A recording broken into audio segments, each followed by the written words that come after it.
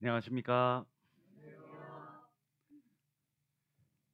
네, 찬양 들으면서 문득 생각이 났는데 예전에 저도 어렸을 때부터 부모님 따라서 교회를 다녔는데요. 그때 믿음이 없음에도 교회에서 이런 찬양을 할 때 같이 따라 불렀던 기억이 납니다. 근데 이 가사가 하나도 마음에 와닿지 않았거든요. 근데 오늘 오랜만에 이 찬양을 부르시는 것을 들었는데 너무 이렇게 마음에 감동이 생겼어요. 정말 주체가 안 되는 감동이 생겨서 제가 잠깐 진정을 좀 시키고 말씀을 전해야 되겠다 싶어서 잠깐 말씀을 드렸습니다. 예수님의 이름으로 우리가 천국에 가게 되었다. 이 소망을 가지고 살아갈 수 있다는 것이 너무나 또 감사가 되는 시간이었습니다. 제가 잠깐 기도하고 시작하도록 하겠습니다. 이 세상 모든 것을 지으시고 다스리시는 거룩하신 하나님 아버지, 우리에게 귀한 구원의 선물을 주신 것 감사합니다. 우리가 아무것도 주님 앞에 내세울 것이 없지만 오직 믿음으로 예수님의 공로에 힘입어 그 모든 죄를 영원히 용서하셨다는 이루었다는 그 말씀 하나로 우리가 믿고 천국 소망 가지고 살아갈 수 있게 된 것 감사합니다. 우리에게도 귀한 복음을 전하라는 사명을 주셨으니 이 땅에 살아가는 동안 주님께서 말씀하신 대로 복음 전하는 일에 게으르지 않도록 우리를 항상 말씀으로 인도해 주시고 우리가 낭망하지 않도록 힘과 용기를 주시고 또 때에 맞는 지혜도 주셔서 이 정선 지역에 잃어버려진 많은 영혼들에게 복음 전에 주님 앞으로 돌아올 수 있는 귀한 교회가 되기를 원합니다. 학예 수양의 6차가 현재 진행 중에 있습니다. 하나님께서 허락해 주신 이 귀한 수양회를 통해서 더욱더 많은 영혼들이 구원 얻기를 소망합니다. 그 일에 우리들을 귀하게 사용해 주시고 현장에서 봉사하시는 수고의 손길 기억해 주시고 또 그 영혼들을 위해서 기쁨과 감사로 하나님께 영광 돌리는 귀한 시간이 되도록 인도하여 주시옵소서. 말씀을 전하시는 모든 목사님들 건강을 지켜주시고 지혜와 능력으로 함께 하셔서 하나님의 복음의 말씀이 힘있게 전해지기를 원합니다. 상담하시는 목사님께도 주님께서 더욱 함께 하셔서 목사님을 통해서 필요한 말씀으로 영혼들을 도와주시기를 또한 간절히 기도를 합니다. 오늘 끝까지 주님께서 도와주시고 함께 해주시기를 바라며 우리를 사랑하시는 예수 그리스도의 이름으로 기도드렸습니다. 아멘. 성경 말씀 히브리서 11장을 찾겠습니다. 히브리서 11장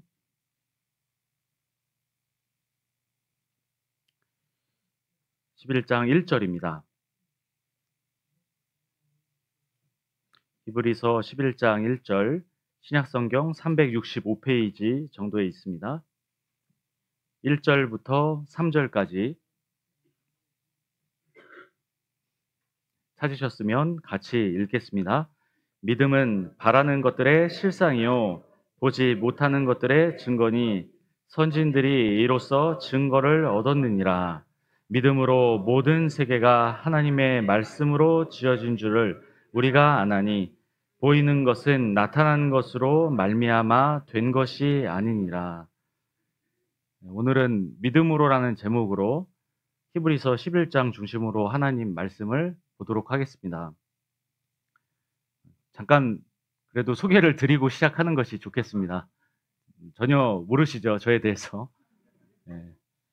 저는 인천에서 태어난 것은 아니고 서울에서 태어났고 제가 31살 때 구원을 받게 됩니다.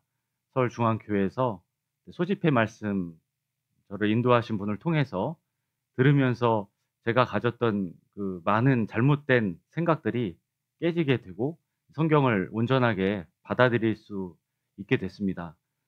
그래서 그때 정말 구원받은 게 너무 감사하고 그 이후로 어쨌든 교회는 또 결혼하고 이사하고 뭐 또 전도인 생활하면서 옮기게 되었지만 교제 가운데에서 떠나지 않고 이렇게 살아갈 수 있다는 게 너무 감사가 됩니다.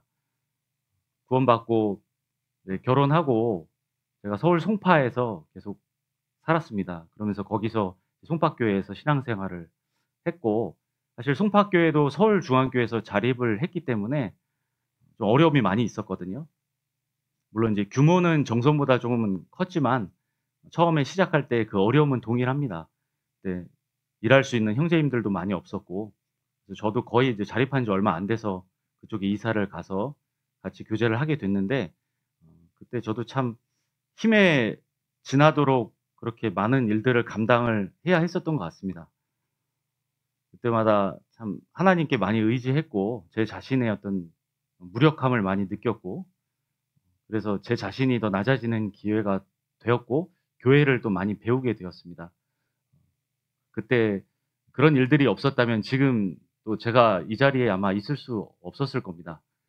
그런 하나님께서 저를 또 그런 복음 전하는 일에 앞장서서 일할 수 있도록 귀한 직분도 주셔서 부족한 사람이 이렇게 형제자매들 앞에서 말씀도 전하고 또 영혼들을 도와줄 수 있는 그런 말씀을 전할 수 있다는 게 좀 감사가 됩니다.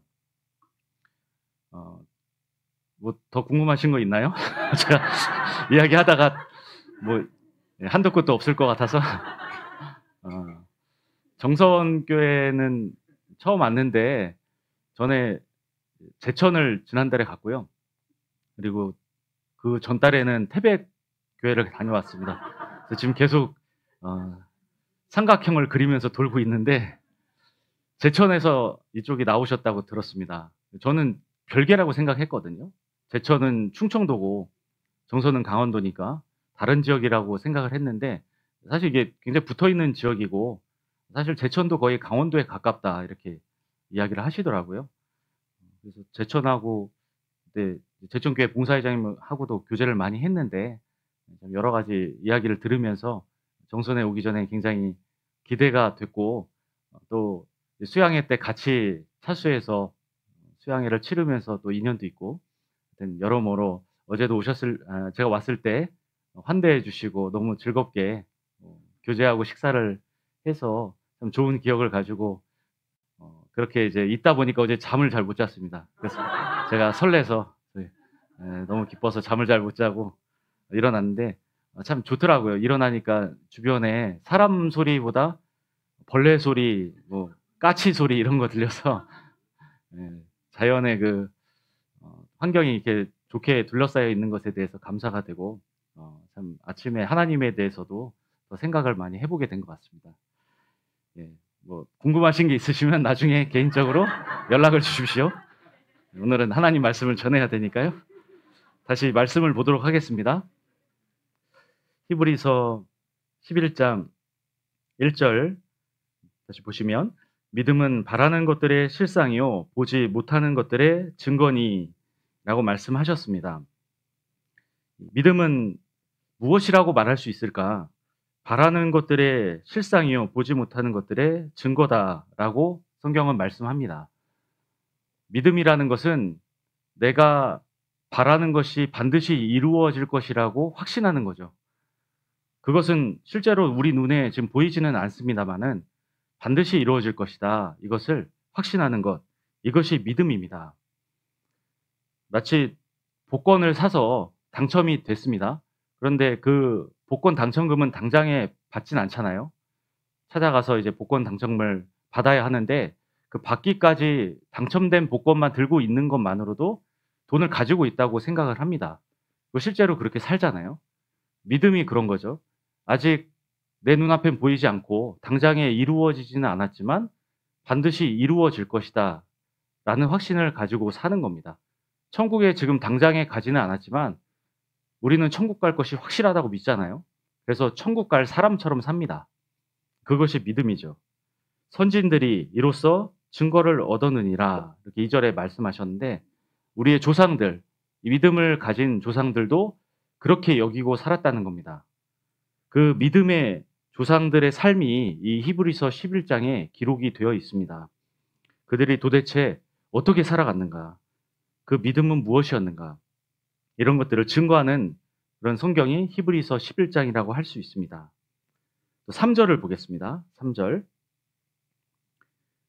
믿음으로 모든 세계가 하나님의 말씀으로 지어진 줄을 우리가 아나니 보이는 것은 나타난 것으로 말미암아 된 것이 아니니라.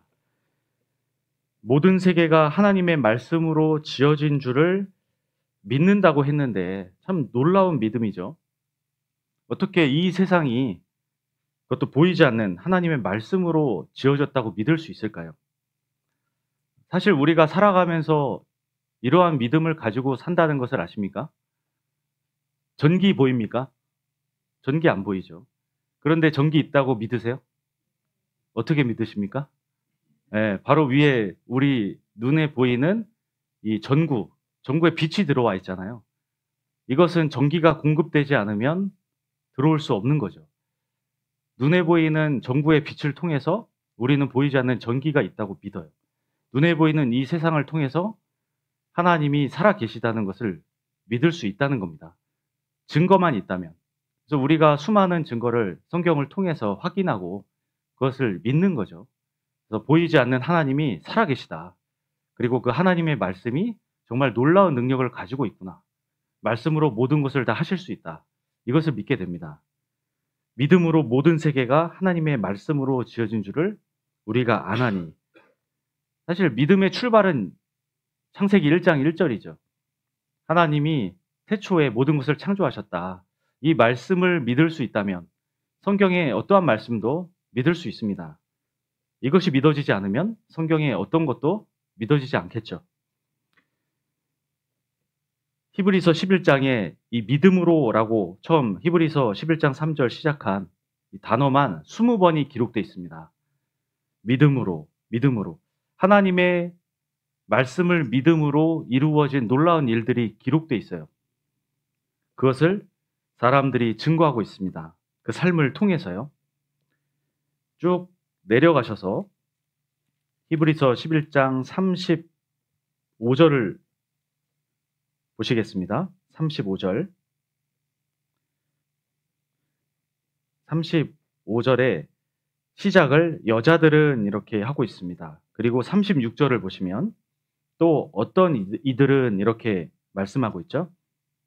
이 앞에는 나중에 한번 읽어보십시오. 히브리서 11장은 정말 많이 읽어보셔야 될 겁니다. 이름이 계속 나오거든요. 믿음으로 누구는 이렇게 계속 이름이 나오는데 마지막으로 가면 이제 히브리서 11장의 거의 마지막 부분인 35절부터는 사람의 이름이 나와 있지 않아요. 그냥 여자들은 또 어떤 이들은 이렇게 말씀하고 있습니다. 그냥 평범한 사람들이겠죠. 세상에 이름이 널리 알려지지 않은, 유명하지 않은 그런 평범한 사람들.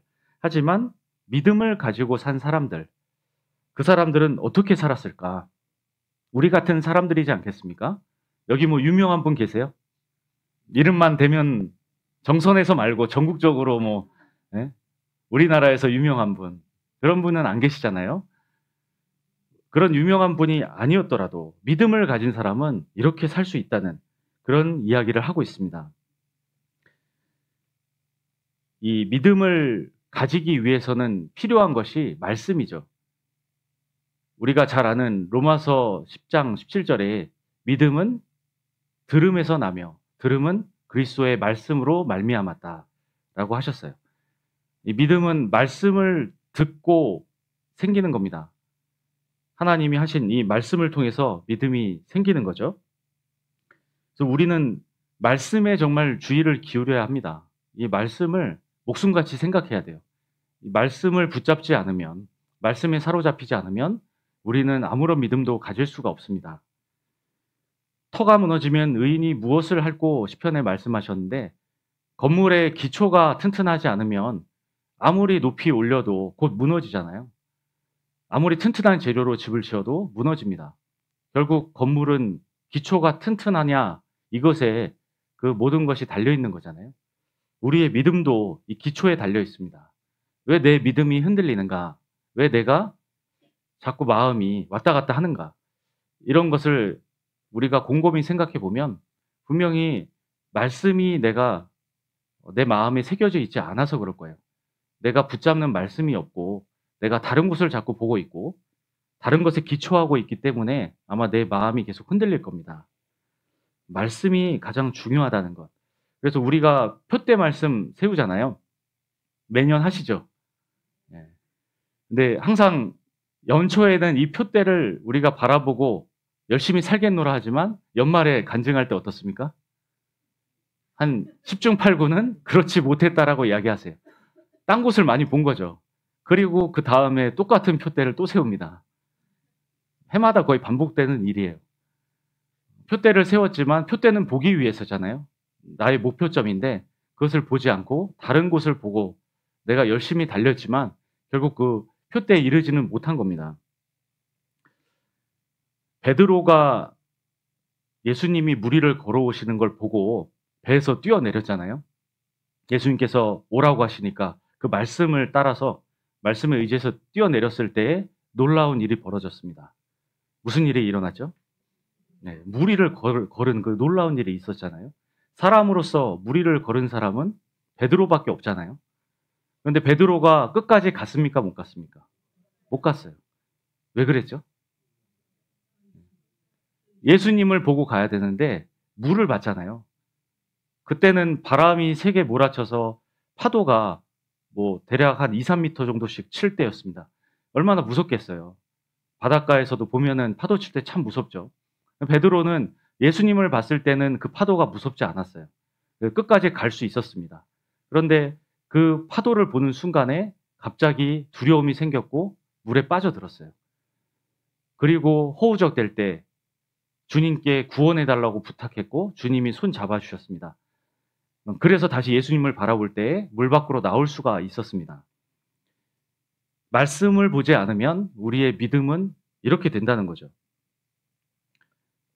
우리는 끝까지 말씀을 바라봐야 되겠습니다. 그것이 바로 믿음이죠.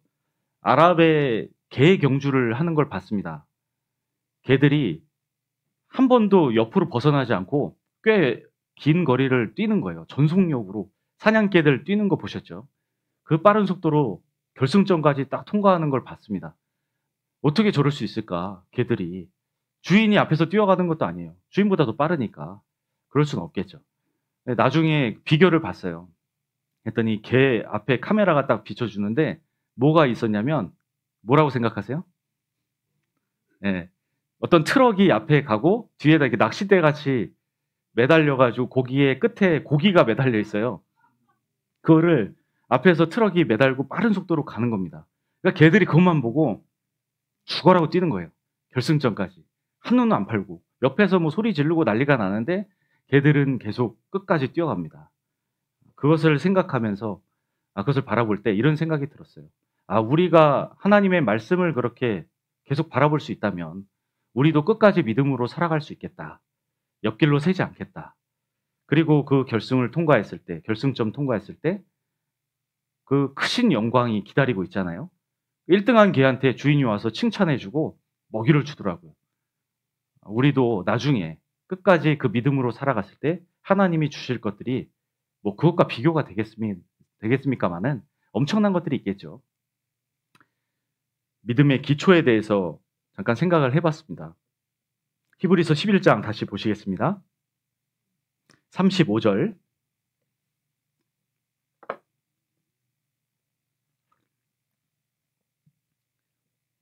35절을 같이 읽겠습니다.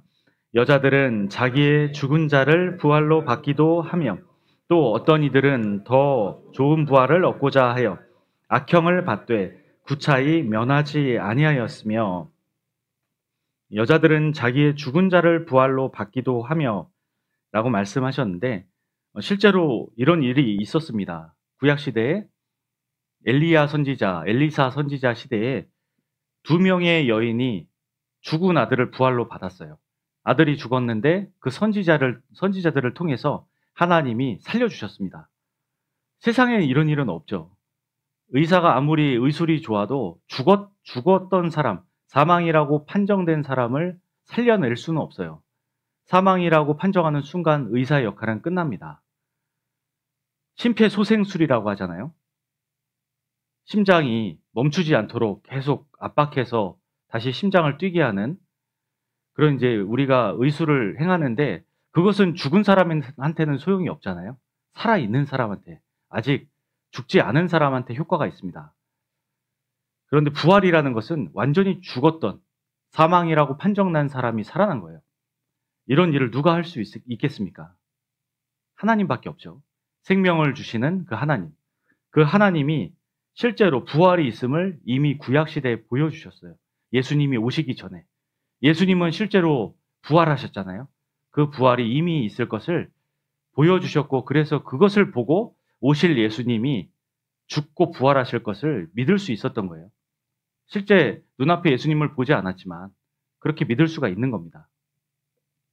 여자들이 자기의 죽은 자를 부활로 받기도 했다. 이것을 본 많은 사람들이 그것을 또 증거했겠죠. 그리고 그것을 정말 믿게 된 사람들은 더 좋은 부활을 얻고자 했다라고 말씀하셔요. 그래서 악형을 받되 구차히 면하지 않았다. 이렇게 말씀합니다. 악형이라는 것이 무엇일까요? 고문 아시죠? 고문 당해보셨어요? 뭐 발가락 간지르는 고문 이런 거 말고. 사실 그것도 잠깐 하면 괜찮지만 평생 한다고 생각해 보세요. 그것도 죽고 싶을 거예요. 근데 이때 당시에 악형이라는 것은 엄청났습니다. 일단 굶긴 맹수의 먹이가 되게 하는 그런 악형이 있었어요. 영화 같은 데 보면 나옵니다. 그리스도인들에게 그 짐승의 가죽을 입혀가지고 사자나 호랑이가 풀려있는 그 경기장에 내몰잖아요.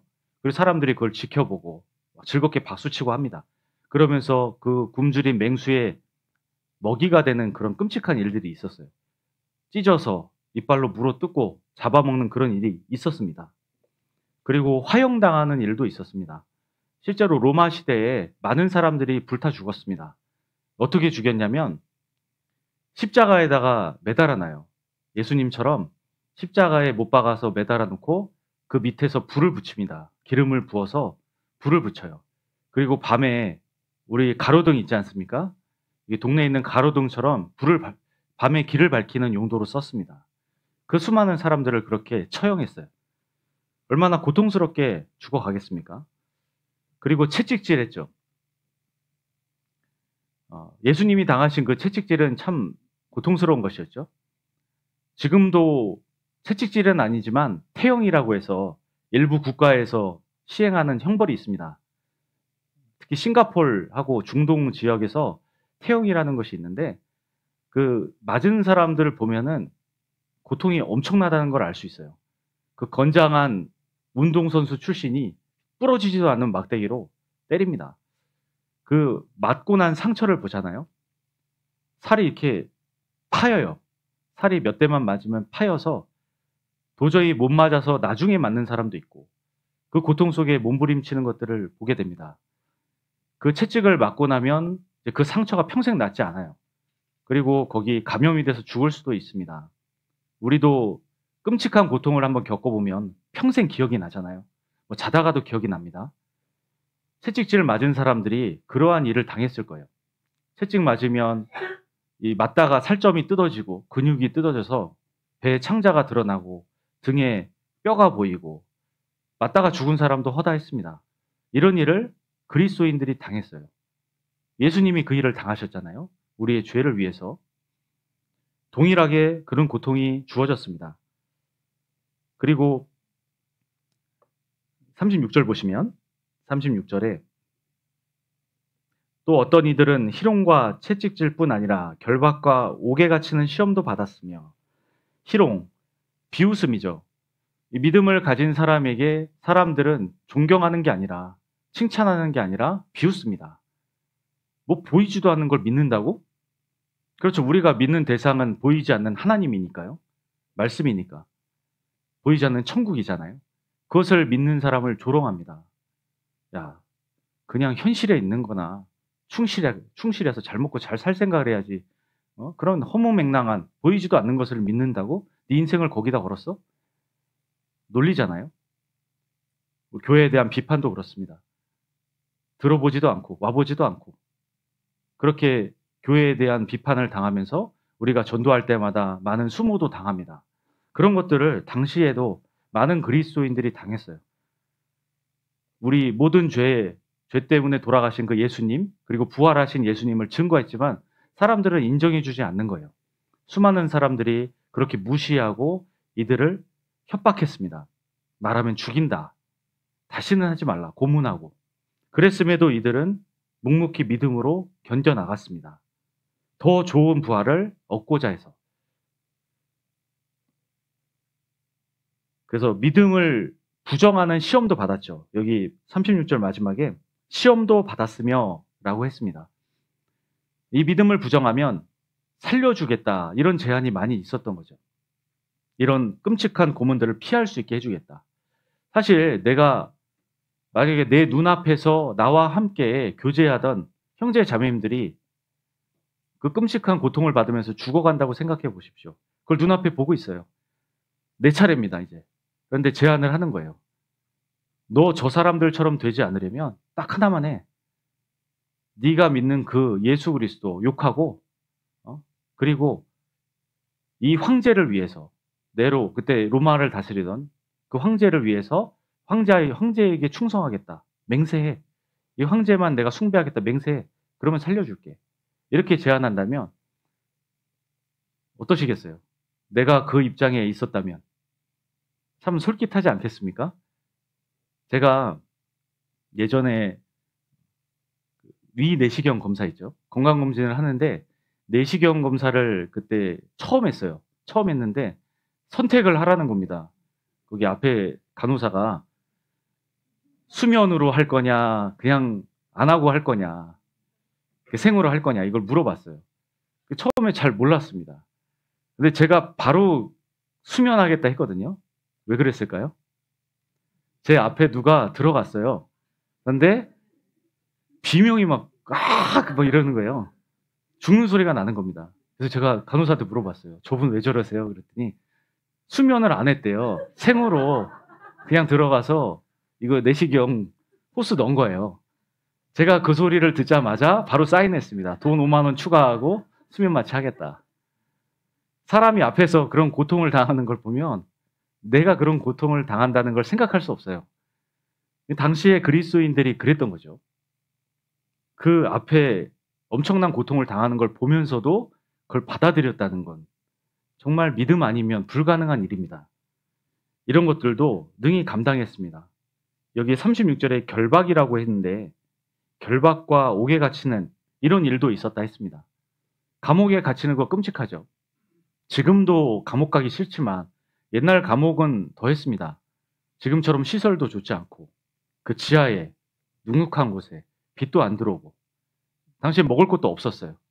그래서 가족들이나 챙겨주는 거 겨우 먹고 그렇게 버텼습니다. 그 안에 환경이 뭐 좋겠습니까? 안에 위생 상태도 엉망이죠. 뭐 변소도 따로 없고 자기가 거기서 소변 보고 대변 보고 다 파묻혀서 사는 거예요. 벌레는 우글거리고 세균이 득실득실한 그런 환경에서 그렇게 살아간다는 게 쉬운 게 아니죠. 근데 믿음이 있다는 이유로 이렇게 잡아서 옥에 가두는 겁니다. 그리고 그 안에서 죽어가기도 했겠죠. 그런 일이 참 많았습니다. 또 37절에 보시면 돌로 치는 것. 돌 맞아 보셨습니까? 돌에 맞는다는 게 엄청난 고통이죠. 어렸을 때 눈싸움 하다가 친구들끼리 막 이제 던지다가 화가 나면 짱돌을 주워다가 그 위에 눈을 뭉쳐가지고 던지고 그런 일이 있었습니다. 그래서 제가 한 대 맞아봤어요. 정말 아픕니다. 돌에 맞는다는 건 엄청난 고통이에요. 한 대를 맞았기에 당이지 돌 맞아서 죽는다 생각하면 정말 끔찍한 일이죠. 아프리카의 어떤 나라에 보니까 간음을 한 남녀가 있었습니다. 그 남녀를 어떻게 처벌을 하냐면 사람을 땅을 파고 묻어요. 그래서 여기 목 아래까지 묻습니다. 목 위부터 이게 땅 위로 나와 있는데 사람들이 둘러서 있어요. 그리고 어떻게 하냐면 돌을 들고 죽을 때까지 돌로 쳐요. 그래서 죽더라고요, 진짜. 제가 뭐 전체를 본 건 아니지만 정말 끔찍하죠. 죽을 때까지 돌을 맞는다. 그런 일이 실제로 있었습니다. 신약성경 사도행전에 보면 스데반, 집사로 명명된 스데반이 돌 맞아 죽었어요. 근데 그분이 죽으실 때, 돌아가실 때 했던 말이 참 인상적이지 않습니까? 막 "아프다. 그만해." 막 이런 게 아니에요. "살려줘." 이런 게 아닙니다. 그 돌로 치는 사람들을 향해서 용서해 달라고 기도를 했어요. "저들의 죄를 저들에게 돌리지 마옵소서." 예수님께서 하신 말씀처럼 스데반은 그렇게 기도하면서 죽었습니다. 얼굴이 환해져서 하늘에 계신 예수님이 그때 일어서셨다고 했습니다. 서 계신 예수님을 보면서 그렇게 죽었어요. 기쁘게 죽었잖아요. 돌 맞는 고통보다 마음에 있는 기쁨이 컸던 거죠. 그렇게 죽었던 사람도 있고 톱으로 켜서 또 죽었던 사람도 있습니다. 이사야 선지자가 그렇게 죽었다고 전해집니다. 사람을 거꾸로 매달아요. 양 다리를 벌려서 매달아 놓고 양쪽에서 사람이 큰 톱을 가지고 사람을 반으로 썹니다. 톱질을 해서 그래서 반으로 갈라 죽이는 그런 형벌도 있었습니다. 뭐 칼에 죽는 거, 목을 베어서 죽이는 일. 사도 야고보가 그렇게 죽었죠. 그리고 유리했다라고 했습니다. 항상 방황하는 거예요.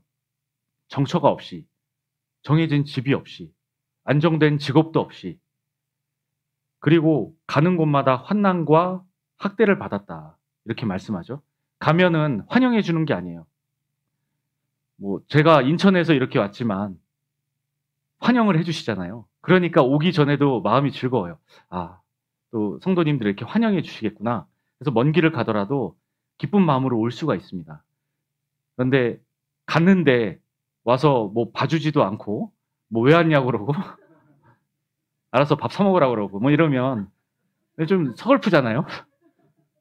'내가 왜 왔지?' 이러고 싶고. 근데 그 정도가 아니라 오면은 내쫓고 때리고 죽이려고 하고 이런 일들이 그리스도인들에게는 일상이었어요. 가는 곳마다 그랬습니다. 이곳에 좀 있다가 힘들어서 또 딴 데로 가면 또 그러고 이런 식으로 평생을 돌아다니는 거예요. 집 없는 서름 있죠. 내 집이 없다는 거. 이들은 그렇게 평생을 살았습니다. 그럼에도 이 믿음은 변하지 않았어요. 참 놀라운 일이죠. 38절을 보겠습니다. 38절. 괄호에 있는 것만 읽어 보겠습니다. "이런 사람은 세상이 감당치 못하도다." 예, 세상이 감당치 못하도다. 두 가지 의미가 있습니다. 감당치 못하다. 이 뜻, 첫 번째 뜻은 세상은 이 사람들에게 아무것도 아니다라는 뜻이에요. 세상에 있는 부귀영화, 참 사람들이 소망하는 것들이 있잖아요. 평생 가지고 싶어하는 그런 것들, 자기 인생을 투자하고 이런 것들입니다. 이런 것들이 이 사람들에게는 아무것도 아닌 거예요. 이것을 저울에 달아서 수평이 맞다 이런 뜻으로 원래 이제 기록된 성경에 원어에는 그렇게 뜻을 기록하고 있는데 마치 이들이 가지고 있는 그 믿음, 구원이잖아요. 구원에 대한 천국에 대한 믿음. 이 믿음과 세상의 가치는 전혀 같지 않은 거예요. 구원을 돈 주고 살 수 없죠. 아무리 돈 많은 재벌이라도 그 돈으로 구원을 조금도 살 수 없습니다. 예수님의 돈으로 살 수 없는 그 값진 피로 얻은 것이 구원이잖아요. 이 구원이 너무나 소중하기 때문에 내가 갈 그 천국이 너무 소중하기 때문에 세상에 아무런 좋은 것이라도 내게는 중요하지 않은 거예요. 때로는 마음을 흔들 수 있지만 그것 때문에 내가 가지고 있는 이 구원을 바꿀 생각은 하지 않죠. 그래서 세상이 감당치 못하도다.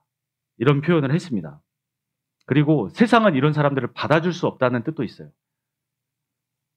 세상이 이 사람들을 이길 수가 없다는 겁니다. 약한 사람들이죠. 뭐 군대를 가지고 있는 것도 아니고 그냥 때리면 맞고 협박하면 협박당하고 그냥 죽이면 죽고 이런 사람들이에요.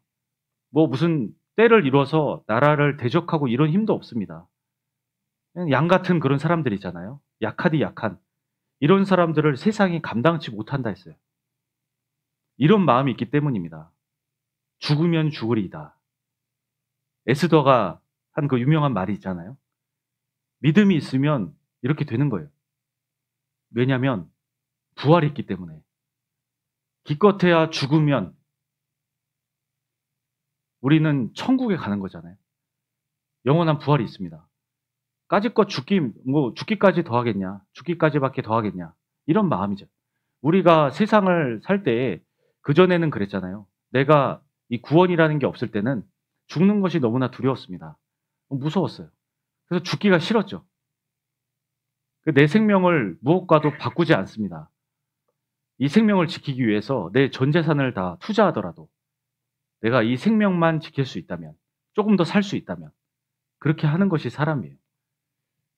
저희 증조 할아버지가 그랬습니다.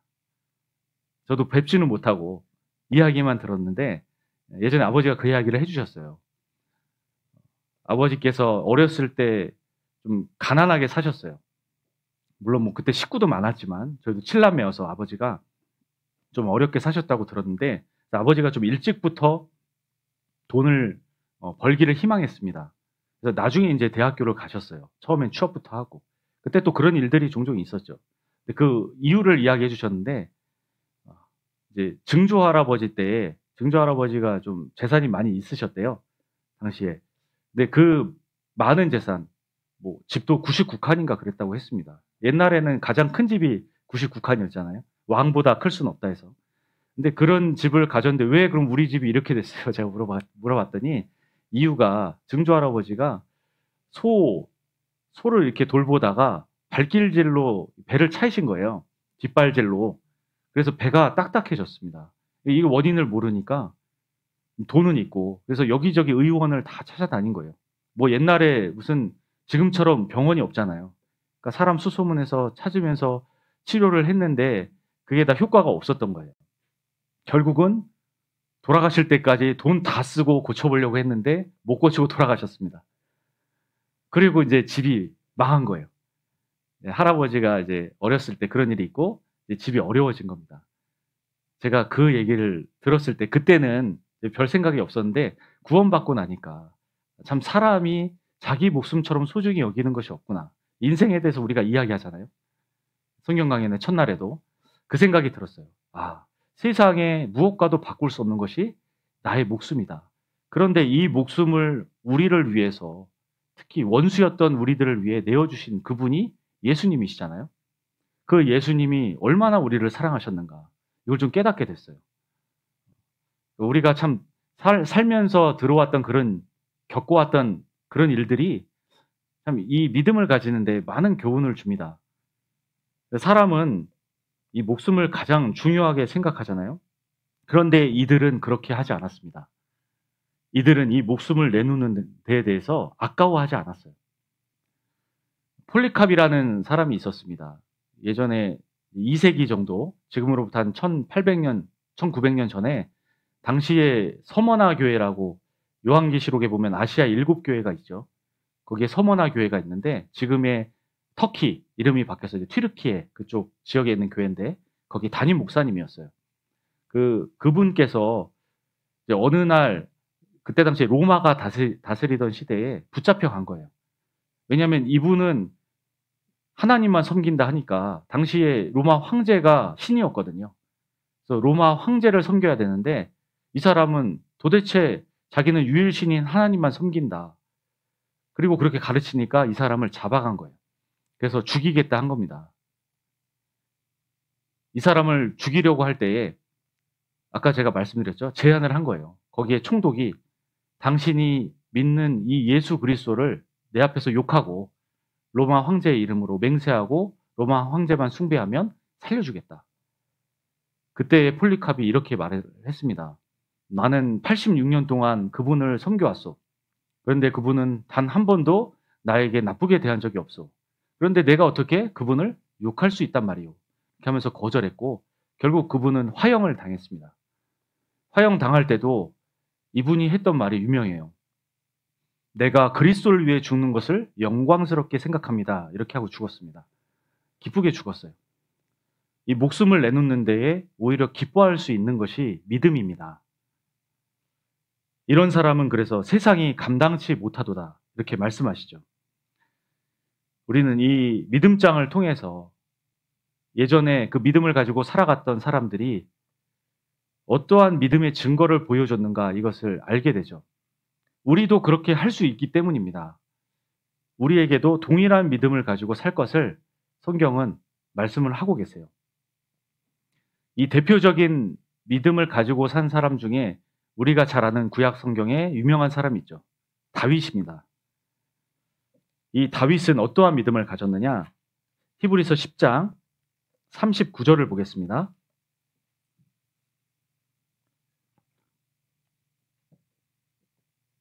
39절 같이 읽겠습니다. 우리는 뒤로 물러가 침륜에 빠질 자가 아니요 오직 영혼을 구원함에 이르는 믿음을 가진 자니라. 뒤로 물러가 침륜에 빠지는 믿음이 아니었습니다. 뒤로 물러가지 않는 거죠. 그 믿음만이 오직 영혼을 구원함에 이르는 믿음이다라고 말씀하세요. 다윗은 한 번도 물러나지 않았습니다. 많은 어려움 속에서 평생을 쫓기면서 그렇게 살아도 다윗은 물러나지 않았어요. 물러났다는 건 포기하지 않았다는 겁니다. 세상과 타협하지 않았다는 거죠. 양보하지 않았다는 겁니다.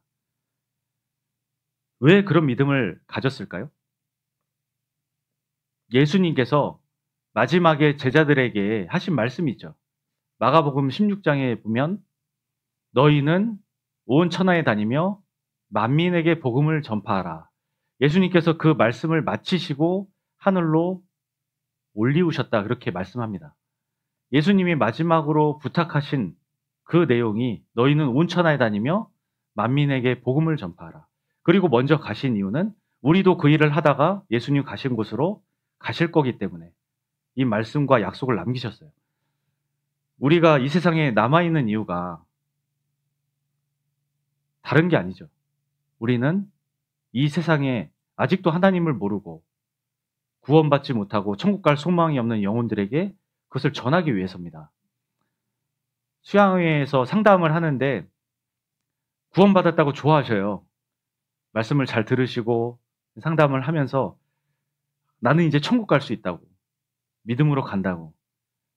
그 이제 앞으로 어떻게 하셔야 되겠어요? 그랬더니 이제 열심히 살아야지 이러세요. 잘 살아야지. 막연하게 이야기합니다. 그러면 제가 그러면 이제 다음 주부터 교회 나가셔야 되겠네요. 교회 오셔서 말씀 듣고 같이 또 신앙생활 하셔야 되겠네요. 그랬더니 아니 내가 왜요? 이렇게 말씀을 하세요. 아니 열심히 잘 사신다면서요. 그랬더니 아니라고. 나 아직 할 일이 많다고. 바쁘다고. 약속도 있고 뭐 이런저런 얘기를 하십니다. 참 답답하죠.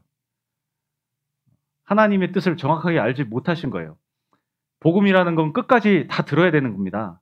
이 세상에 왜 우리를 남겨놓으셨을까? 그건 생각하지 않으시는 거예요. 나는 이제 천국 갈 건데 뭐 내 마음대로 살아도 되잖아. 천국만 가면 되지. 그게 아니잖아요.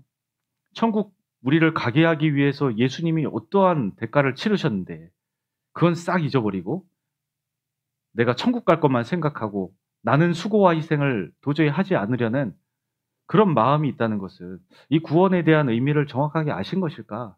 그런 생각이 듭니다. 부모님의 수고와 희생을 아는 사람은 부모님이 어려울 때 외면할까요? 부모님이 부탁하시면 거절할까요? 그렇지 않지 않습니까? 어떻게든 그 부모님의 뜻을 따라서 살려고 하지 않습니까? 나에게 베푸신 그 사랑과 은혜를 기억한다면 그럴 수가 없죠. 하나님의 사랑, 은혜를 깨달은 사람이 하나님께서 너희는 온 천하에 다니며 만민에게 복음을 전파하라는 이 말씀을 하셨다는 것을 내가 알았을 때 그걸 무시할 수 있느냐? 거절할 수 있느냐? 그럴 수 없습니다. 그것을 아까 믿음의 조상들이 다 보여준 거예요. 그 일을 위해서 그들은 목숨까지도 내걸었습니다. 너희는 마음과 목숨과 뜻을 다하여 주 너의 하나님을 사랑하라 그랬습니다. 목숨을 다하여 라고 말씀하셨잖아요. 예수님께서 하신 말씀입니다. 심지어 내 목숨까지 걸 수 있을 정도로. 세상에서도 그러지 않습니까? 내가 먹고 사는 일에도 목숨을 걸고 살아요. 그래서 정말 안타깝게도 일하다 돌아가시는 분도 계시잖아요. 너무 과로해서. 그런 분도 계십니다. 먹고 살기 위해서. 그런데 그 일보다 그러면 이 복음 전하는 일이 못한 것이냐? 그렇지 않잖아요. 이 복음을 전하는 것이 더 값진 일이라 생각한다면 내 생활의 염려로 이 일을 포기하지는 않는다는 겁니다. 그것을 우리에게 성경을 통해서 알려주세요. 여기 뒤로 물러가 침륜에 빠질 자가 아니라고 했습니다. 이번에도 구원 받으신 분이 계시잖아요. 학예수양회 때. 그냥 구원받으셨을까요? 그분이 시간이 남아서 뭣도 모르고 한 번 왔더니 그냥 말씀 듣고 구원받으셨을까요? 그렇지 않습니다. 그분을 위해서 수많은 분들이 먼저 찾아가고 또 이 수양회로 인도하기 위해서 수고하고 희생하고 그 수양관에서 수많은 분들이 봉사했죠. 수많은 분들이 기도했습니다. 그러면서 말씀 전해주고 그렇게 겨우겨우 이분이 구원받으신 거예요. 그분들의 믿음으로 전진하는 모습이 있었기 때문에 그 군대 같은 모습이죠. 그랬기 때문에 그분이 구원을 받으신 거죠. 그걸 이제 나중에 알게 됩니다. 만약에 우리가 물러나거나 멈춘다면 결코 이 수양회에서 구원받는 역사는 없을 거예요. 이번에도 그럴 만한 일은 얼마든지 많았습니다. 현실적인 어려움이 많죠. 그렇지만 이런 것들을 의식해서 우리가 멈추고 물러나는 순간 구원의 역사는 없어져요. 우리 교회 여기도 마찬가지입니다. 정성교회도. 만약에 그러한 마음으로 지금까지 신앙생활을 해 오셨다면 이곳에는 아마 한 분의 성도도 늘어나 있지 않을 거예요. 오히려 더 줄어서 이제 교회를 계속 운영을 해야 될 것이냐 말아야 될 것이냐 이런 것들을 고민하겠죠. 이 세상 교회들이 대체로 그렇습니다. 이 주변에도 아마 있는 교회들 보면 문 닫는 교회 많을 거예요. 코로나 때 특히 많았습니다. 저희 주변에도 있었어요. 어느 날 보니까 간판이 없어졌더라고요. 네, 교회가 없어졌어요. 그리고 다른 걸로 바뀌었습니다. 근데 우리 교회, 이 전국에 있는, 세계에 있는 교회들은 그런 일이 없어요. 참 신기하게도. 물러나지 않기 때문입니다. 그렇게 주변에서 희롱하고 우리에 대해서 참 못된 짓을 일삼고 그런 일도 참 많지만 우리는 물러나지 않았기 때문에 이 구원의 역사가 계속 있는 거예요. 다윗은 그렇게 살아갔습니다. 그래서 다윗을 통해서 많은 사람들이 하나님께로 돌아오게 됩니다. 다윗의 이름 그 뜻이 사랑받는 자라는 뜻이에요. 다윗은 성경에만 그 이름이 구약에 800번, 신약에 60번 기록된 사람입니다. 하나님께 가장 많이 사랑받은 자, 하나님께 가장 합한 자, 이런 칭찬을 받은 사람이죠. 다윗과 싸운 존재가 있죠. 유명한 전투, 다윗과 골리앗 싸움이 있지 않습니까? 그 내용 이제 사무엘상 17장에 나옵니다. 이 골리앗은 엄청난 사람이죠. 사무엘상 17장을 보겠습니다.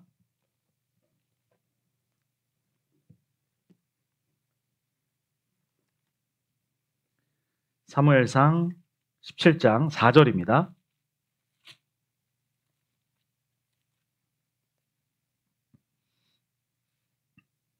(17장 4절)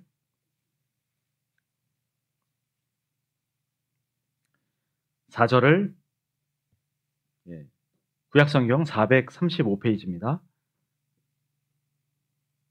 4절 찾으셨으면 제가 읽겠습니다.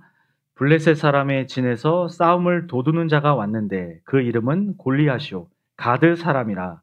그 신장은 6규빗 1뼘이요. 블레셋은 항상 이스라엘과 싸우는 그런 민족입니다. 대적하는 민족인데 여기 이제 전투가 지금 진행이 되는데 매일매일 나와서 싸움을 거는 사람이 있었던 거예요. 이 사람이 이름이 골리앗이다라고 했습니다. 근데 이 사람은 신장이 6규빗 1뼘이다 라고 했는데 오늘날 우리가 쓰는 미터로 바꾸면 3미터 정도 돼요. 키가 3미터 정도 되는 사람 보셨습니까? 2미터 되는 사람도 흔하지 않죠. 이 정도의 사람을 보면 보자마자 너무나 겁이 나서 아예 대적할 생각 자체를 못할 정도예요. 제가 한 190 정도 되는 분하고 예전에 이제 운동을 조금 해봤는데 겁이 나서 들어가질 못하겠더라고요. 막 들어와 버려요. 저보고 와서 자기 막지 않을 테니까 와서 때려보라고. 근데 제가 감히 맞서지를 못하겠다 이 생각이 들었거든요. 너무 이 신장이 거대하고 체구가 크니까 제가 감히 막 싸워볼 생각을 못하는 거예요. 근데 이 골리앗을 생각해 보면 그렇습니다. 골리앗이라는 존재가 딱 나타나면 이스라엘 어떤 사람도 감히 나갈 용기가 나지 않는 거예요. 그런 정도로 엄청난 그런 신장, 체구를 가진 사람이었습니다. 이 사람이 매일매일 나타났다 했어요. 16절에 보시면 16절에 그 블레셋 사람이 40일을 조석으로 나와서 몸을 나타내었더라. 40일 동안 매일매일 아침 저녁으로 나와서 이스라엘의 싸움을 거는 거예요. 이스라엘에서 아무도 나와보지 못했습니다. 그때 싸우러 나간 사람이 다윗이죠. 이 골리앗은 내가 두려워하는 모든 것이라고 할 수 있습니다. 감히 싸워보지 못하는 것들. 뭐가 있을까요?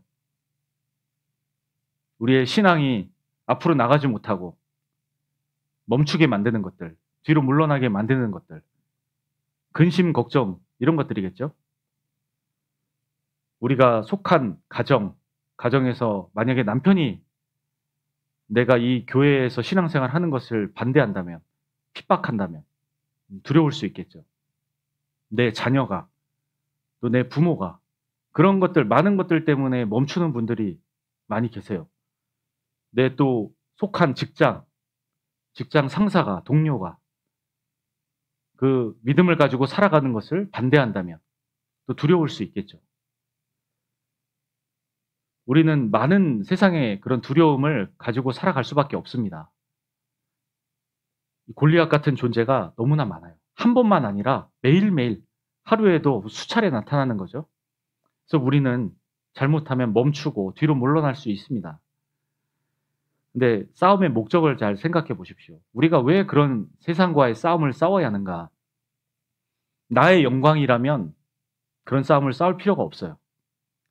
하나님의 영광을 위해서 다윗은 싸웠다고 합니다. 17장 다시 보시면 36절입니다.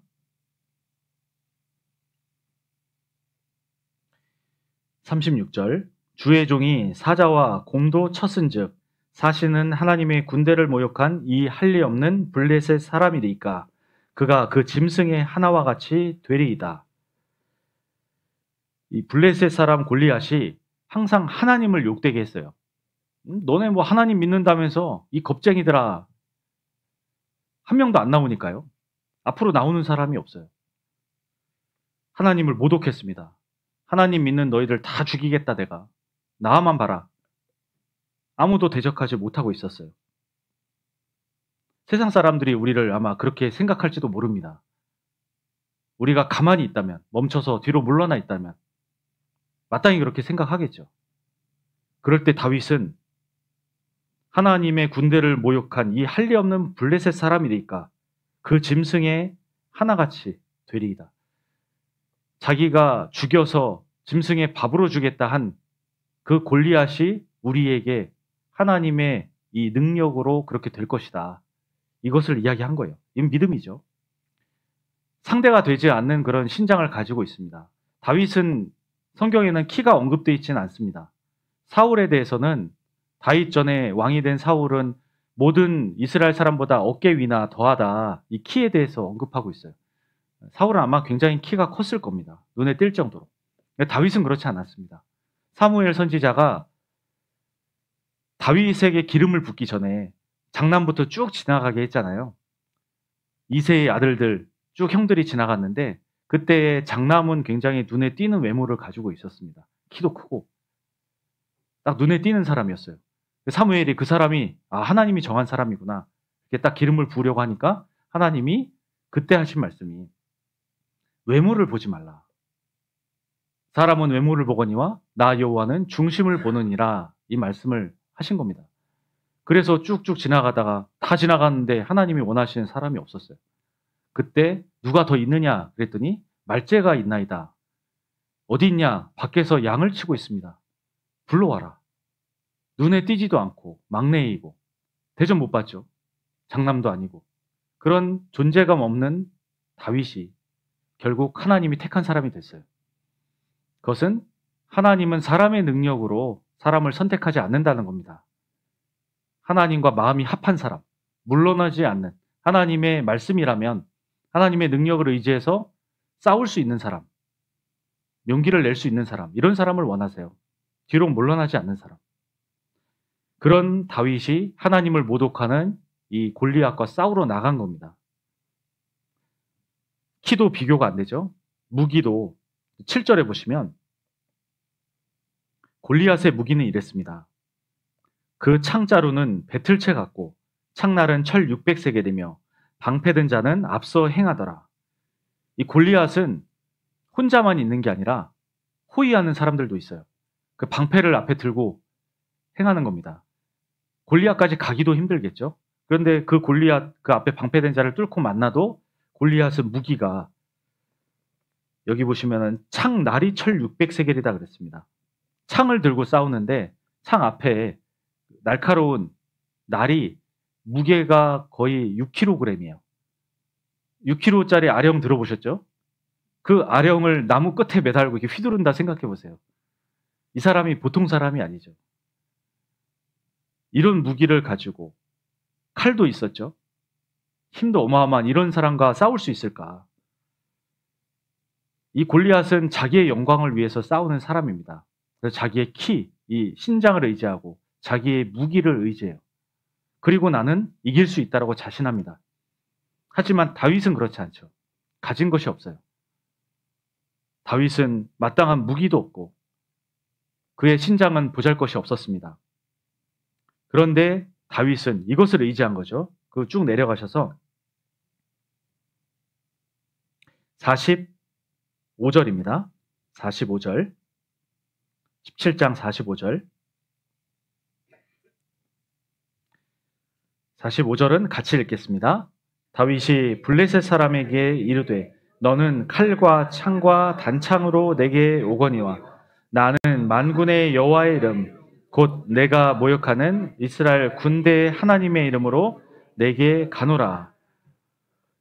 다윗은 칼, 창 이런 것이 없이 나는 뭘로 가겠다 했습니까? 네가 모욕하는 이스라엘 군대의 하나님의 이름으로 가겠다. 믿음으로 싸우겠다라고 한 거예요. 놀라운 일이죠. 그 완전 무장한 골리앗, 거대한 골리앗을 맞서서 싸우는데 마땅한 무기, 변변한 무기 하나 없이 하나님의 이름을 의지해서 싸우겠다. 이렇게 나간 거예요. 다윗이 손에 들었던 것은 막대기 하나였습니다. 그리고 보이지도 않는 옆에 찬 물매, 그리고 주머니에 돌 5개, 그거 들고 싸웠어요. 사울왕이 다윗이 싸우겠다 하니까 맨 처음에는 안 돼 그러다가 다윗이 간증을 했습니다. 내가 전에 양칠 때 하나님이 나에게 이런 능력을 주셔서 내가 사자의 발톱에서, 곰의 입에서 그 물어간 양새끼를 건져냈습니다. 싸울 수 있습니다 하니까 사울이 자신의 갑옷을 벗어서 줬습니다. 그럼 너 이 갑옷 입고 싸워라. 다윗이 받았어요. 사울이 준 갑옷을 입어서 몇 발짝 걸어보니까 안 맞는 거예요. 그래서 벗었습니다. 그냥 나가겠습니다. 다윗이 그리고 나갔던 거예요. 그리고 물매를 가지고 나갔습니다. 그래서 골리앗이 그때 코웃음 친 거예요. 뭐? 막대기를 들고 나를 죽이겠다고? 화가 나죠. 자신과 싸우는 다윗의 모습은 너무나 보잘것이 없었어요. 그런데 그 다윗이 이겼습니까? 졌습니까? 어떻게 아세요? 보셨어요? 여기 밑에 내려가서 49절이죠. 49절. 49절. 손을 주머니에 넣어 돌을 취하여 물매로 던져 블레셋 사람의 이마를 치매 돌이 그 이마에 박히니 땅에 엎드려지니라. 던진 돌이 기가 막히게 투구도 있었을 텐데 그 사이를 피해서 이마에 딱 꽂히는 순간 한 방에 죽었습니다. 이건 다윗이 한 일이 아니죠. 사람은 실수하게 마련이에요. 돌이 날아가서 그 이마에 꽂히게 만든 것은 분명히 하나님이 하신 일이에요. 다윗은 준비했죠. 물매를 준비하고 돌을 준비했습니다. 그리고 믿음으로 나갔을 때 다윗이 골리앗을 쓰러뜨린 거예요. 여기 47절에 또 여호와의 구원하심이 칼과 창에 있지 아니함을 이 무리로 알게 하리라. 세상에 좋은 걸로 내가 가진 능력 조건으로 그렇게 해서 싸우는 게 우리의 싸움이 아닙니다. 그렇게 승승장구하는 게 아니에요. 제가 구원받고 한동안 전도를 하는데, 가족 전도를 하는데 너무 안 되는 거예요. 그때 문득 이런 생각이 들었습니다. 내가 세상에서 좀 더 유명한 사람이 돼야 되겠다. 내가 좀 더 좋은 조건을 가진 그런 사람이 돼야 되겠다. 그러면 나를 더 인정해 주겠지? 내가 믿는 이 하나님을 더 인정하겠지? 이런 생각을 해 봤습니다. 문득. 그런 생각 해 보신 적 있으세요? "너 사는 꼴을 봐라." 막 이렇게 비웃잖아요. "너 이렇게 살면서 뭐 나한테 그런 걸 이야기해." 특히 우리보다 더 세상적으로 나은 삶을 사는 사람들. 전도하기 힘들잖아요. 그래서 그런 생각을 해본 거죠. 한 달 정도를 제가 그렇게 살아 봤어요. 제가 더 나은 세상의 조건을 가지기 위해 공부도 해 보고. 그 한 달을 그렇게 살아 보니까 못 견디겠더라고요. 제가 살 수가 없길래 다시 포기하고 생각을 바꿨습니다. '아 하나님은 내가 이렇게 사는 걸 원하지 않으시는구나. 내가 이렇게 살면 안 되겠다. 다시 교제에 나가고 하나님을 더 믿어야 되겠다.' 그래서 말씀 보고 버렸습니다. 그 생각을 버렸더니 그때부터 전도가 돼요. 우리는 어리석은 생각으로 세상의 조건이 갖춰져야 된다고 생각하지만 그렇지가 않다는 겁니다. 우리 주변에 많은 형제 자매님들이 그렇게 싸워왔어요. 그리고 지금도 그렇게 싸웁니다. 교회 안에 그렇게 유명한 분 많이 안 계시잖아요. 인천교회도 사람이 많습니다. 한 1,600명 이상 되는데 그중에 정말 유명한 세상에서 뭐 흔히 판사, 검사, 뭐 의사, 뭐 사자 들어가는 사람들 있잖아요. 손가락에 꼽혀요. 한 손가락에. 그 많은 사람들 중에. 대체로 아주 평범하다 못해 평범한 것보다 못한 분도 많습니다. 그런 분들이 그렇게 지금 인천교회의 성장을 주도해 왔고 지금도 여전히 이렇게 성장하고 있어요. 주변에 8 개, 9개 교회를 자립시켰는데도 숫자가 줄지 않습니다. 계속 늘어나요. 계속 전도가 되고 구원받습니다. 그 힘이 무엇일까? 믿음이죠. 물러나지 않는 믿음. 세상에서는 그렇게 대접받지 못하는 위치에 있을지라도 다윗 다윗 같은 마음으로 골리앗과 싸우는 거예요. 그러면서 이겨 나온 겁니다. 그 싸움의 승리가 칼과 창에 있지 않다 말씀하세요. 우리가 고난을 맞서 싸우는 모습도 그렇습니다. 우리는 고난을 맞설 때 자꾸 세상의 방법으로 해결하려고 하는 본성이 있어요. 지금 현실의 문제를 해결하기 위해선 현실적인 방법이 필요하다. 믿음은 너무 추상적이다. 보이지 않으니까요. 보이는 것으로 우선 해결을 하려고 합니다. 그래서 사람을 의지해요. 세상에 나온 방법만 의지합니다. 하나님은 그때 온데간데 없이 사라져요.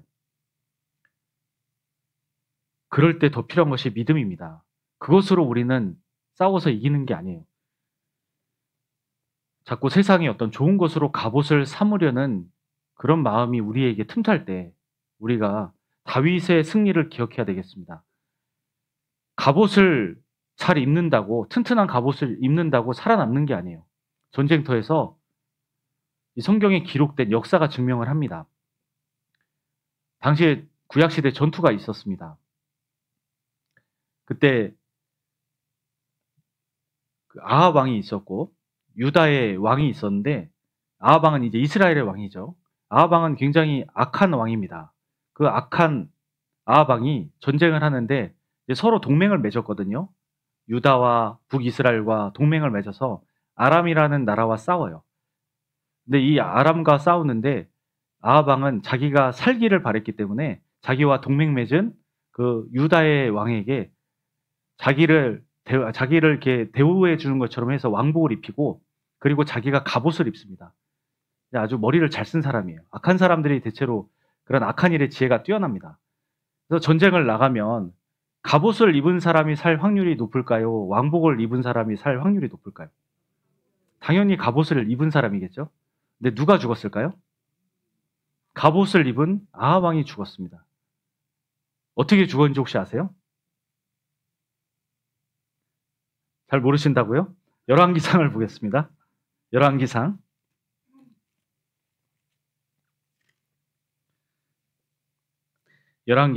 22장입니다. 구약성경 558페이지 정도 있습니다.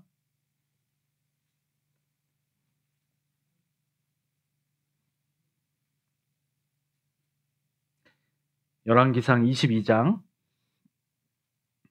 34절입니다. 34절. 제가 읽겠습니다. 34절, 35절. 한 사람이 우연히 활을 당기어 이스라엘 왕의 갑옷 솔기를 쏜지라. 왕이 그 병거 보는 자에게 이르되 내가 부상하였으니 내 손을 돌이켜 나로 군중에서 나가게 하라 하였으나 이날에 전쟁이 맹렬하였으므로 왕이 병거 가운데 붙들려 서서 아람 사람을 막다가 저녁에 이르러 죽었는데 상처에 피가 흘러 병거 바닥에 고였더라. 여기 이스라엘 왕 입었던 갑옷 솔기에 한 사람이 우연히 당긴 활이 꽂혀서 죽었다고 되어 있습니다. 갑옷 솔기가 뭔지 아세요? 네, 맞습니다. 갑옷을 이렇게 이어서 붙이는데 그 틈이 특히 왕의 갑옷이니까 밖에서 보이지도 않을 거예요. 서로 이렇게 연결해서 겹쳐서 아마 붙이겠죠. 근데 그 사이로 어떻게 그게 날아와서 꽂혔는지 모르지만 꽂혀서 맞아서 죽었어요. 그것도 뭐 여러 발 맞은 것도 아닌 것 같습니다. 한 발 맞았는데. 아까 다윗의 물매 한 방에, 돌 한 방에 골리앗이 쓰러져 죽었습니다. 이 아합 왕도 한 방의 화살에 갑옷 솔기 틈에 그것이 꽂혀서 죽은 거예요. 이것이 누구의 뜻이겠습니까? 하나님의 뜻이죠. 사람은 어떻게든 자기를 지키려고 하지만, 이겨내 보려고 하지만 하나님의 뜻에 따라 이기고 지고가 결정되는 거예요. 내가 세상에 튼튼한 갑옷을 입어서 나를 지키는 것이 아닙니다. 하나님이 지켜주셔야 돼요. 일상에서 많은 사고가 있잖아요. 저희 교회에서도 형제자매님들이 많다 보니까 사고 나는 소식이 많습니다. 교통사고를 당했다. 근데 이야기를 해보잖아요. 아주 큰 사고가 나야 정상이에요. 사람이 정말 뭐 불구가 될 정도의 부상을 당해야 정상입니다. 들어보니까 그래요. 근데 기가 막히게 피해서 가벼운 충돌로 차만 좀 긁히고 이분은 아무 이상이 없는 거예요. 참 신기하다. 그런 일인데 한두 번이 아니었습니다.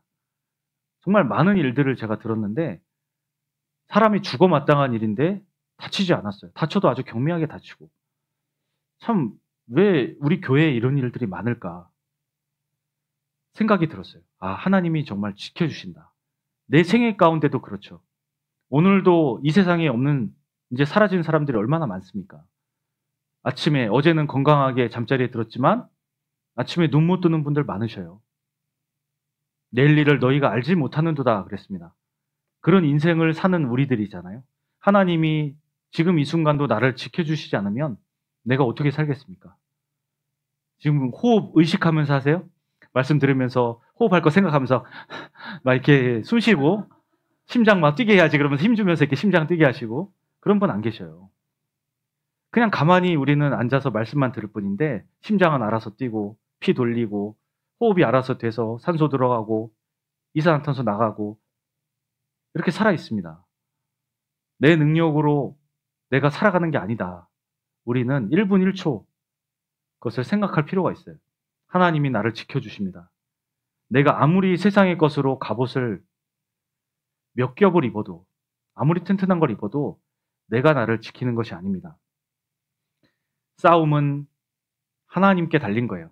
승리는 하나님께 있는 겁니다. 그래서 우리는 하나님이 승리하실 그 싸움을 믿고 싸우는 거죠.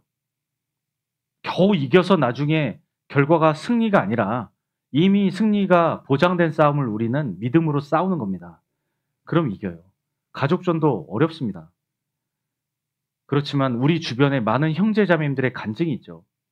어떤 자매님이 25년을 싸웠어요. 믿음의 싸움을 한 겁니다. 이 남편이 아내가 교회에 갔다 오면 유리창을 깨부숴요. 그리고 물건을 집어 던지고 또 어떤 날은 폭행을 합니다. 주먹질을 해요. 자매님 얼굴이 멍이 들고 그런데도 이 자매님은 믿음을 포기하지 않습니다. 물러나지 않아요. 계속 모임에 나가고 의지합니다. 하나님 말씀을 붙잡고 이 남편을 제발 구원해 달라고 그렇게 싸워갔어요. 그 세월이 25년이 지났습니다. 생각해 보세요. 그거 쉽지 않잖아요. 매일매일 남편이 그렇게 한다고 생각해 보면 언제 죽을지도 몰라요. 그런 두려움 속에서 한 집에서 계속 살았습니다. 근데 25년째 되는 어느 날 남편이 이 아내의 믿음을 인정했습니다. 너무나 연약한 아내인데 이상하잖아요.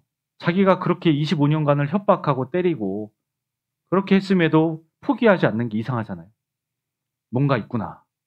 그리고 그것을 하나님으로 인정하게 된 거예요. 그래서 말씀드리러 왔습니다. 그리고 구원받았어요. 그리고 그것을 눈물 흘리면서 자매님이 원래 때 간증을 한 겁니다. 제가 그 간증을 들었거든요. 이 싸움은 반드시 승리하는구나. 포기하지 않으면, 뒤로 물러가 침륜에 빠지지 않는다면 영혼을 구원할 수 있구나. 그 싸움을 우리는 하는 겁니다. 하나님을 의지할 때, 내 세상 것으로 이기는 게 아니라. 그래서 항상 내 생활 가운데 하나님이 중심이 되고 그 하나님을 두려워하는 가운데 말씀을 순종하는 삶이 보여줘야 돼요. 그렇지 않으면 우리 가족이 하나님을 인정하지 않습니다. 나는 인정할지 모르죠. 내가 세상적으로 좀 잘 되고 잘 나가면 인정할 수 있지만 나를 인정할 뿐이지 하나님은 인정하지 않아요. 그런데 하나님을 의지하고 살아가는 그 삶을 보여주면, 그래서 포기하지 않는 그 모습을 보면 하나님을 인정하게 된다는 말입니다. 그러면 그 하나님을 찾게 돼요. 그리고 구원을 받습니다. 우리가 사람이 구원받는 것은 결코 사람의 능력에 있지 않다. 내 지혜에 권하는 말에 있지 않다. 사도 바울이 그렇게 고백했습니다. 그 사람은 말 잘하는 사람이잖아요. 사도 바울은 지식이 가장 충만한 사람이에요.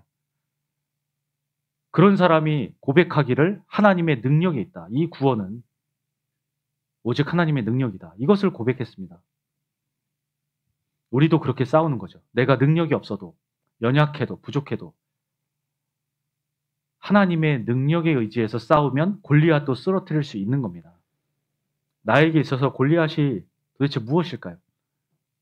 경제적인 어려움일까요? 아니면 사랑 간의 관계일까요? 그런 것들 다 믿음으로 이긴 거예요. 믿음으로 물러나지 않으므로 결국 이겨서 승리했다는 것을 성경이 우리에게 알려주십니다. 마가복음을 보겠습니다. 마가복음 9장입니다.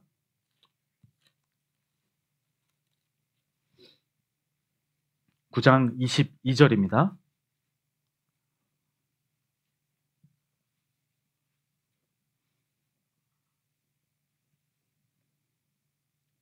22절부터 24절까지 같이 읽겠습니다. 귀신이 저를 죽이려고 불과 물에 자주 던졌나이다. 그러나 무엇을 하실 수 있거든 우리를 불쌍히 여기사 도와주옵소서. 예수께서 이르시되 할 수 있거든이 무슨 말이냐. 믿는 자에게는 능치 못할 일이 없느니라 하시니 곧 그 아이의 아비가 소리를 질러 가로되 내가 믿나이다. 나의 믿음 없는 것을 도와주소서 하더라. 아들이 귀신이 들렸습니다. 그래서 예수님께 이 아이를 고쳐주십시오 하고 데리고 나왔어요. 그리고 이 아비가 하는 말이 하실 수 있거든 우리를 불쌍히 여기사 도와주옵소서 이렇게 부탁을 한 겁니다. 그것을 예수님이 들으시고 할 수 있거든이 무슨 말이냐 꾸짖으신 거죠. 할 수 있거든, 하실 수 있거든. 이 말은 100% 믿는다는 말입니까? 아닙니까? 100% 믿지 못한다는 거예요. 만약 가능하다면 혹시라도 이런 뜻이에요. 이건 믿음이 아닙니다. 믿음은 100%를 요구해요. 구원받을 때 죄 용서 99.9%만 된 거 믿으면 구원 받습니까? 못 받습니까? 그 0.1% 때문에 평생 죄에서 해방되지 못해요. 그런 사람이 너무나도 많습니다. 100% 모든, 그래서 영원한 속죄가 이루어졌다는 것을 내가 받아들일 때 그때 구원받는 거죠. 이 아비의 해야 하는 일은 100% 예수님을 신뢰하는 거였습니다. 내 아들이 무조건 예수님 말씀을 통해 나을 수 있다는 그 믿음을 가졌어야 되는 건데 그걸 가지지 못했기 때문에 예수님은 그 간절한 부탁을 하고 있음에도 들어주지 않으셨어요. 그리고 할 수 있거든이 무슨 말이냐. 믿는 자에게는 능치 못할 일이 없느니라 하시니 이 말씀을 하셨습니다. 그랬더니 이 아이의 아비가 24절에 소리를 질러 가로되 내가 믿나이다. 이제는 할 수 있거든 이 말이 없어졌죠. 내가 믿습니다. 100% 신뢰를 예수님께 보인 겁니다. 그랬을 때에 이 아이가 낳는 일이 이 성경에 기록되어 있어요. 우리가 왜 그렇게 받지 못하느냐? 왜 내가 그렇게 간절히 바라는데 이루어지지 않느냐? 내 믿음이 없는 건 아닌가 생각해 보셔야 됩니다. 내가 혹시 할 수 있거든 이런 마음을 가지고 있지 않느냐? 그러니까 안 되면 어떡하지? 이 염려로 살아가지 않느냐? 그걸 보셔야 돼요. 예수님은 할 수 있거든이 무슨 말이냐? 믿는 자에게는 능치 못한 일이 없다고 했습니다. 안 믿기 때문이죠. 못 믿기 때문입니다. 결국 이 아이의 아비가 믿나이다 하고 그 이후에 한 말이 나의 믿음 없는 것을 도와주소서 그랬습니다. 참 감사한 게요. 믿음이 없으면 끝나는 게 아니라 믿음 없는 것을 도와주소서 하면 도와주신다는 거예요. 내가 이 어려움 앞에 때로는 뒤로 물러나려고 할 때 도와주소서 하면 도와주세요. 다시 앞으로 나갈 수 있도록. 베드로가 물속에 빠졌을 때 예수님이 아유 잘됐다. 그 녀석 그렇게 내가 나만 보고 오라고 그랬는데 꼴 좋다. 방치하고 물속에 빠져 죽게 두시지 않으셨습니다. 손을 내밀 때 붙잡아 주세요. 건져주십니다. 다만 내가 손을 내밀지 않기 때문에 믿음 없는 것을 도와달라고 하지 않기 때문에 그래서 도움을 못 받는 거예요. 우리가 해야 할 일은 내가 믿음이 없을 때 주저앉는 게 아니라 믿음 없는 것을 도와주셔서 이렇게 부탁하는 겁니다. 그러면 도와주시잖아요. 아들이 나왔습니다. 우리가 그토록 소원하는 그 사람의 영혼이 구원을 받는다는 겁니다. 내가 이 현실의 고난을 이기고 앞으로 나갈 수 있다는 거죠. 하나님이 그 약속을 성경에 다 해주셨잖아요. 우리가 안 믿으니까 그 일이 내게는 이루어지지 않습니다. 아까 히브리서 11장에 믿음으로 사랑한 사람들은 다 그 약속을 받았다고 되어 있습니다. 어떤 것을 믿음으로 했기 때문에 받았다. 조건이 믿음으로예요. 믿음으로 하면 된다는 것이 하나님의 약속입니다. 수많은 길이 있죠. 사람이 살아온 길. 하나님이 주시는 영광에 이르는 길이 있습니다. 선한 길이죠. 마지막으로 예레미야 6장을 보겠습니다. 예레미야 6장 구약성경 예레미야 6장 구약성경 1060페이지 정도 있습니다. 예레미야 6장 16절입니다.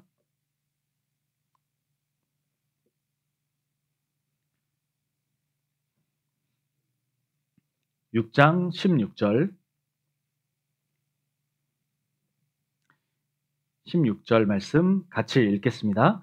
여호와께서 이같이 말씀하시되 너희는 길에 서서 보며 옛적 길 곧 선한 길이 어디인지 알아보고 그리로 행하라. 너희 심령이 평강을 얻으리라 하나 그들의 대답이 우리는 그리로 행치 않겠노라 하였으며 예레미야는 눈물의 선지자예요. 눈물을 정말 많이 흘렸습니다. 하나님의 뜻을 간절하게 전했는데 사람들 이런 좋은 길로 가라 했는데 안 가는 거예요. 그들의 대답이 우리는 그리로 행치 않겠노라. 그래서 눈물을 흘리면서 예레미야 애가라는 성경이 기록됐습니다. 정말 좋은 길, 이 선한 길이 있는데 우리 앞에 매주 이렇게 말씀해 주시잖아요. 수요일 날 또 말씀해 주시죠. 그런 선한 길을 앞에 보여주셨음에도 그 길로 가지 않겠노라. 우리의 고집 때문에 믿음이 없어서 가지 않는 거예요. 내비게이션 다 쓰시죠? 차에 내비게이션 없는 분은 지금은 없을 겁니다. 내비게이션이 없으면 동네도 길을 못 찾아요. 요즘은 그렇더라고요. 내비게이션이 옛날에 그 과거의 경험들을 종합해서 가장 좋은 길을 안내해 주는 거죠. 그걸 다 수집해서 반영을 해줘요. 최적의 길, 가장 빠르고 안전한 길, 그게 내비게이션이죠. 우리 인생의 내비게이션이 어디 있습니까? 여기 있습니다. 여기. 그렇게 헤매도 알 수 없었던, 찾을 수 없었던 그 선한 영광의 길을 이 성경에다 기록해 놓으셨어요. 이렇게 살면 너희도 이렇게 될 거야. 다윗의 길부터 해서 히브리서 11장에 믿음으로 살아간 그 평범한 사람들의 길까지 우리 앞에 주셨습니다. 어떤 길을 가셔야 되겠어요? 안전하고 빠른 길, 가장 안전하고 빠른 길, 그 길이 바로 하나님이 우리에게 성경을 통해 알려주신 선한 길입니다. 우리도 마땅히 이 길을 갈 때, 때로는 우리 눈앞에 보이지 않지만, 내비게이션으로 뭐 우리가 미리 길 다 보고 가는 거 아니죠? 가다 보면 어떻습니까? 목적지에 와 있어요. 안전하게 와 있습니다. 빠르게 와 있어요. 우리 인생도 그렇게 가는 겁니다. 믿음으로 살 때 가장 안전하고 빠르게 가는 겁니다. 우리 정성교회 형제 자매님들께서도 믿음으로 주님 만나는 그날까지 살아가셔서 정말 그 많은 영광에 이르는 그런 성도님들이 되셨으면 좋겠습니다. 제가 기도하고 마치겠습니다. 살아계신 하나님 감사합니다. 오늘도 귀한 시간 주셔서 하나님의 말씀을 함께 배우며 하나님의 은혜를 더 깨닫게 하신 것 감사합니다. 우리에게 부족한 믿음 없는 우리들에게 더욱더 하나님께서 믿음을 주시고 하나님의 말씀을 확신하며 이 말씀대로만 살아갈 수 있도록 인도해 주시옵소서. 우리 정성교회를 통해서 이곳에 잃어버려진 많은 불쌍한 영혼들이 구원받고 하나님께 돌아오며 영광 돌리는 귀한 일이 더욱더 많아지기를 원합니다. 남은 시간도 하나님께서 은혜와 사랑으로 채워주시기를 바라며 우리를 사랑하시는 예수 그리스도의 이름으로 기도드렸습니다. 아멘.